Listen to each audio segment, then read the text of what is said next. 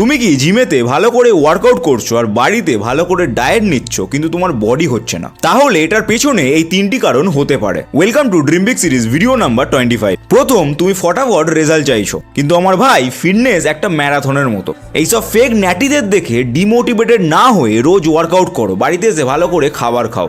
Result consistency থেকে আসে, shortcut থেকে কিছু হয় না। দ্বিতীয়, তোমার ডায়েট ঠিক করো, ডায়েটে প্রোটিন ঠিক রাখো। হ্যাঁ, অনেক মিডল ক্লাস ছেলেদের কাছে জাস্ট লাইক মি পয়সা থাকে না ডায়েট নেওয়ার, তো যেটা বাড়িতে হয় সেটাই ভালো করে খাও। আর ফালতু ডায়েটের চক্করে খাবার খাওয়া অফ করে দিও না যেন। যদি বাড়ির খাবার খেয়ে কিভাবে বডি বানাবে এটা জানতে চাও তাহলে আমাকে কমেন্ট করো, আমি পার্সোনালি তোমাকে গাইড করব।